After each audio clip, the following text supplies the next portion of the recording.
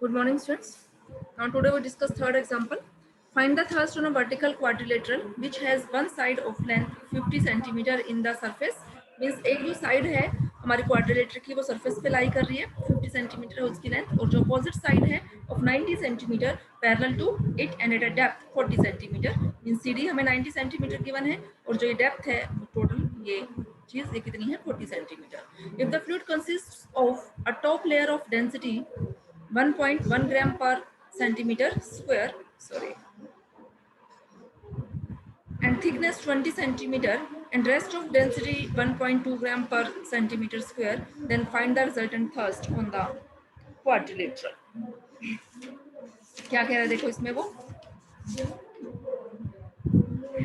वो चलो हम ये बात बाद में डिस्कस करते हैं फ्लूइड के बारे में कि जो फ्लूइड है वो क्या कह रहा है. इसमें दो तरह का फ्लूइड वो बता रहा है. जो टॉप लेयर डेंसिटी है वो इसकी डेंसिटी 1.1 ग्राम पर सेंटीमीटर स्क्वायर और थिकनेस 20 सेंटीमीटर की है.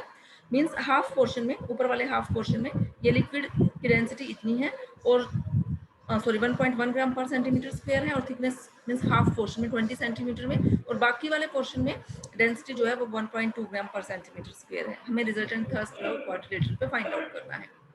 तो देखो इसमें ABCD is a quadrilateral of which side AB is 50 centimetre on the free surface और CD जो है वो 90 centimetre at a depth 40 centimetre from AB.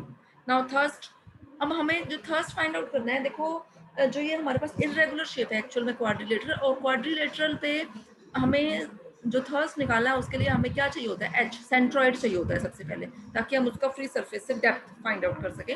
और इर्रेगुलर सरफेस के लिए, जैसे क्वाड्रिलेटरल इर्रेगुलर है ये हमारा, तो इसके लिए कोई फॉर्मूला नहीं है हमारे पास कि हम उसका प्रेशर या थर्स्ट हम कैलकुलेट कर सकें. इसलिए हमने इसको BD को ज्वाइन किया और इसके हमने दो ट्राइंगल्स फॉर्म कर ली ताकि हम इस पे डेप्थ कैलकुलेट कर सकें.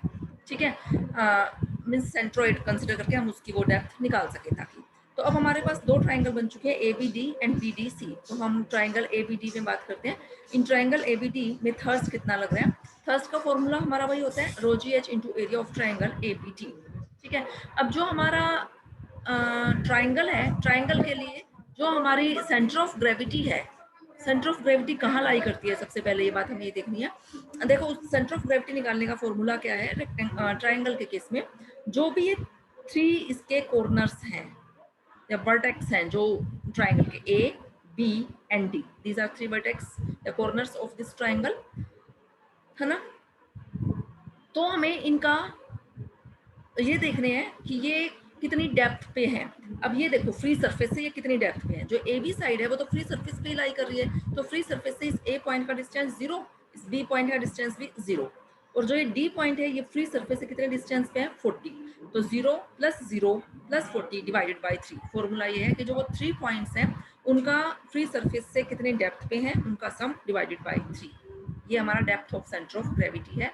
ठीक है, into area of triangle ABD. इसका एरिया तो आप लिख सकते हो half into base into altitude. तो हाफ बेस, इस ट्राइंगल का बेस क्या है AB 50 इंटू जो एल्टीट्यूड है वो कितना है 40. ठीक है, ये यहाँ से तो थर्स्ट आ गया ऑन ट्राइंगल ABD. अब हम बात करते हैं थर्स्ट ऑन ट्राइंगल BDC के बारे में. देखो जो ट्राइंगल BDC है, अब इसमें फिर हमें क्या फाइंड आउट करना है, सेंट्रॉइड की डेप्थ. तो ρG सेंट्रॉइड अभी मैंने कैसे बताया, ट्राइंगल के केस में कैसे निकालोगे, जो आपके 3 वर्टेक्स हैं वो फ्री सरफेस से कितने डिस्टेंस पे हैं उनकी डेप्थ, उन सबका सम डिवाइडेड बाय 3. अब जो B है इसमें, ये जो हमारा B है ये तो हमारा फ्री सरफेस पे लाई कर रहा है, तो ये तो 0 डेप्थ पे हो गया. D और C जो है ये हमारे 40 की डेप्थ पे है, तो 0 + 40 divided by 3 into area of this triangle. तो हाफ बेस, इसके लिए जो बेस है वो बेस कितना है, जो नीचे वाली आपकी हॉरिजॉन्टल साइड है DC मींस 90 इंटू एल्टीट्यूड कितना हो गया 40. तो ये आ गया area thrust on triangle BDC. Now total thrust on quadrilateral, quadrilateral पे टोटल थर्स्ट मींस दोनों का सम, ये आ गया हमारे पास. ठीक है, इसका सेकंड पार्ट. अब सेकंड पार्ट में वो क्या कह रहे हैं कि अगर हम कैसे डिवाइड कर दें कि जो फ्लूइड है वो हाफ, ऊपर वाले हाफ पोर्शन में 1.1 ग्राम पर सेंटीमीटर डेंसिटी का फ्लूइड है और नीचे जो हाफ पोर्शन है उसमें 1.2 ग्राम पर सेंटीमीटर का फ्लूइड हमने इसमें डाल रखा है.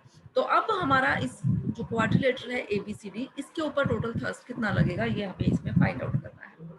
ठीक है, तो इसके लिए हमने क्या किया, इस क्वाड्रिलेटरल को डिवाइड किया into 4 triangles. First triangle A B E means जो ये, अब ध्यान से देखो अगर, अब आपके पास ये दो क्वाड्रिलेटरल बन चुके हैं, एक तो ये ऊपर बना हुआ है मीन्स ए बी और एक ये नीचे बना हुआ है ई एफ सी डी। तो अब हमने इन दोनों क्वाड्रिलेटरल के लिए अलग अलग काम करना है, क्योंकि ऊपर वाले की डेंसिटी अलग है उसमें फ्लूइड और नीचे वाले में फ्लूइड की डेंसिटी अलग है। तो अब इसमें आपने क्या करना है, अब जो ऊपर वाला क्वाड्रिलेटरल था उसको दो ट्राइंगल्स में डिवाइड किया मींस आपने ये डायगोनल्स ज्वाइन किया बी ई। तो एक तो आपके पास ट्राइंगल आ गई ए बी ई और दूसरी ट्राइंगल आ गई बी ई एफ। अब इन ट्राइंगल्स के लिए हमने काम करना है। तो पहले हम बात करते हैं प्रेशर या thrust on triangle A B E के लिए। तो ए बी ई के लिए पहले तो हम क्या निकालेंगे, प्रेशर ऑन द सेंट्रॉइड, और उसका सेंट्रॉइड मैंने आपको बताया कि आप कैसे निकालोगे। ए बी जो है वो फ्री सरफेस पे लाई कर रहे हैं तो उसकी डेप्थ तो फ्री सरफेस से 0, ए पॉइंट की भी, बी की भी 0, और ई जो है वो 20 सेंटीमीटर डेप्थ पे है। तो ये क्या हो गया 0 + 0 + 20 डिवाइडेड बाय 3।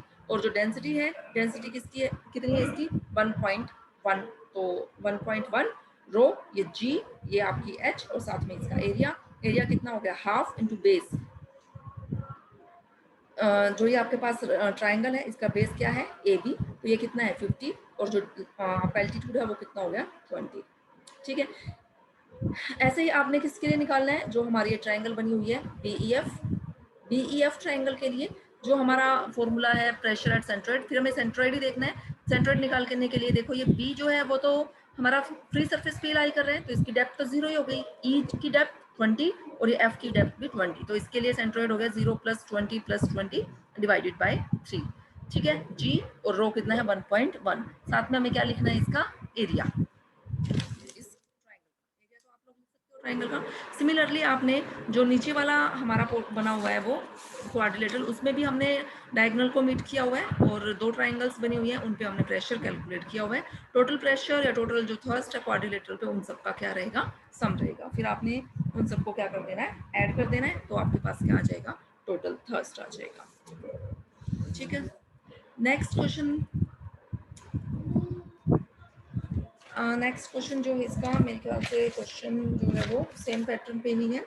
इसमें हमें क्या दे रखा है, एक स्क्वायर दे रखा है, immersed vertically in a liquid with one side on the surface, एक साइड सरफेस के ऊपर ही लाई कर रही है by a straight line parallel to the diagonal so that thrust on two portions are equal. क्या कह रहा है ये, हमने एक स्क्वायर इमर्स्ड किया vertically in a liquid with one side on a surface by a straight line parallel to diagonal, the straight line parallel to, फिर एक क्या किया, ये हमने डायगोनल है बी डी, इस एक स्ट्रेट लाइन ड्रॉ की parallel to diagonal so that thrust on two portions are equal. हमें क्या बताना है, इन दोनों पोर्शंस पे जो हमारा थर्स्ट है वो इक्वल है।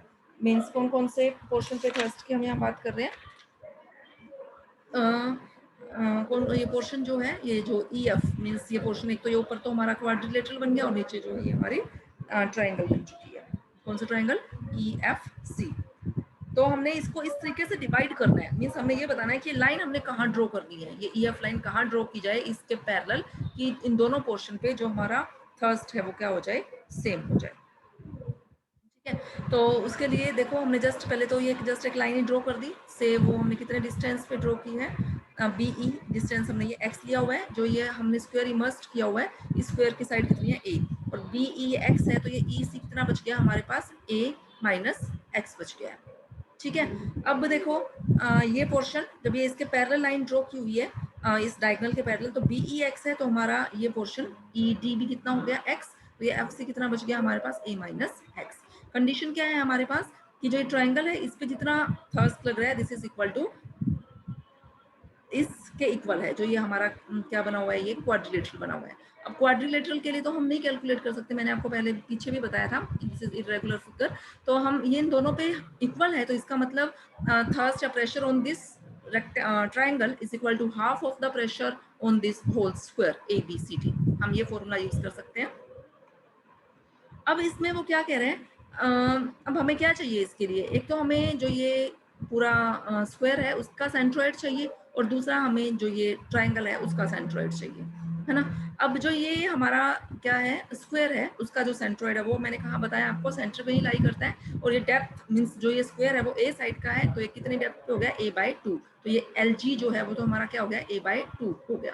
अब हमें सेंट्रोइड की बात करनी है इस रेक्टेंगल सॉरी ट्रायंगल जो हमारा EFC ट्रायंगल है इसके सेंट्रोइड की बात करनी है। अब इसका सेंट्रोइड मैंने आपको क्या बताया कि जो इसके तीनों कॉर्नर्स हैं उनका हमने फ्री सरफेस से डेप्थ देखनी है, वो कितने डेप्थ पे हैं, उन तीनों का सम डिवाइडेड बाय 3। तो ये जो E है पॉइंट, ये फ्री सरफेस से कितनी डेप्थ पे है, x डेप्थ पे है, ठीक है। और जो ये पॉइंट, एक पॉइंट हमारा F है, ये F पॉइंट कितनी डेप्थ पे है, A डेप्थ पे है। C पॉइंट भी कितनी डेप्थ पे है, A डेप्थ पे है। तो क्या हो गया, x plus a divided by 3 means x plus 2a divided by 3। Just formula आप लोगों को पता है, फॉर्मूले में ये वैल्यूज पुट करनी है। पुट करने के बाद आपके पास ये इक्वेशन आ जाएगी। This is the equation in x cubic equation. जब यहाँ से हम इसको सोल्व करेंगे तो हमारे पास क्या आ जाएगी, x की एक वैल्यू आ जाएगी, ठीक है। x की वो वैल्यू आने से हमें क्या पता चल जाएगा कि जो हमें ये पैरेलल लाइन EF ड्रॉ करनी है, डी के पैरेलल ड्रॉ करनी है, वो हम कितने डिस्टेंस पे ड्रॉ करें कि इन दोनों के लिए मींस इस ट्रायंगल और इस जो ये क्वाड्रिलेटरल है, इन दोनों पे हमारा जो थर्स्ट है वो हमारा सेम रहे। ओके स्टूडेंट्स, बाकी क्वेश्चंस हम नेक्स्ट सेक्शन में डिस्कस करेंगे। अगर आपको कोई भी डाउट आते हैं तो प्लीज यू कैन आस्क।